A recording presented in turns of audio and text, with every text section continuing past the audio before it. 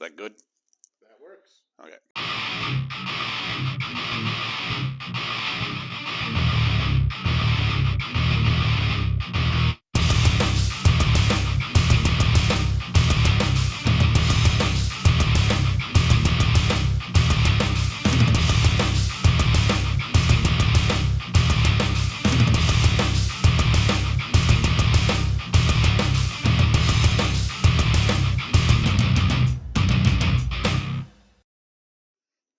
Hello, my name is Travis Schochner, otherwise known on TikTok as the Middle-Aged Nerd.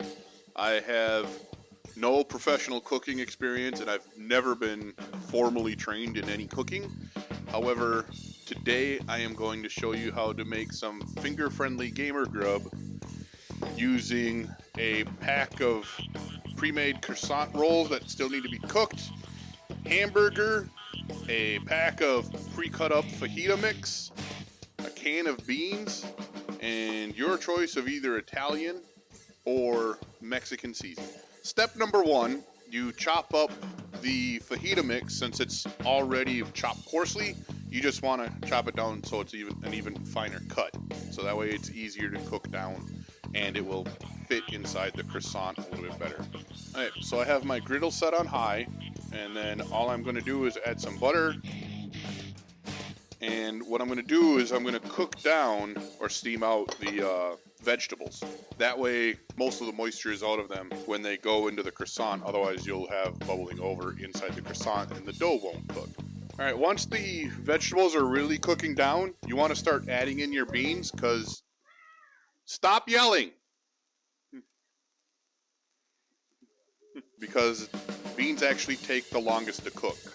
Now that they're really cooking down and I got the beans all cooked in, I add my hamburger. For this, I prefer a low-fat meat, so this we have 93.7. That way it cooks out the fat faster. And also, while the meat is on there, also going to add my seasoning to the meat and start chopping it up and mixing it in. Add as much seasoning as you want, along with a blend of salt and pepper to taste to your personal flavor.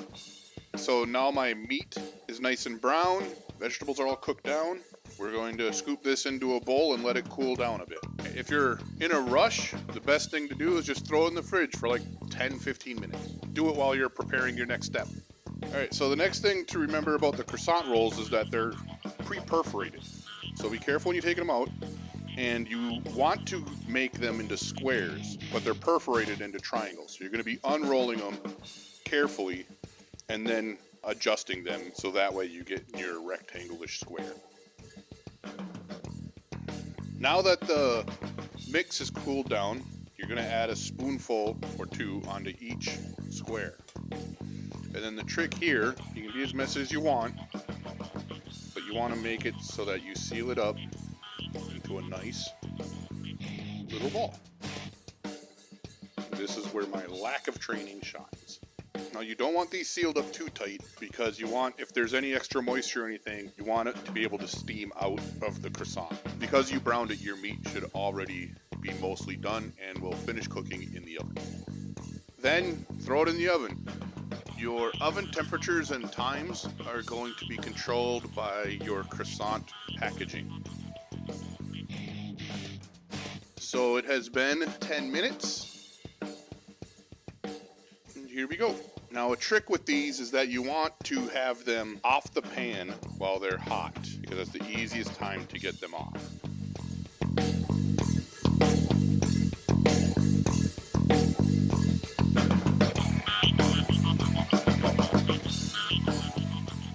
Stuffed croissants.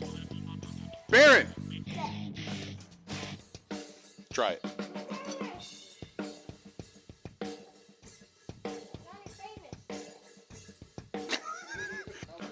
Scarlett! Yeah? Try it.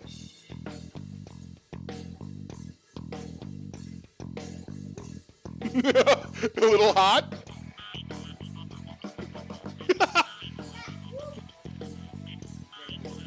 I guess it's popular because I have half of one left for me.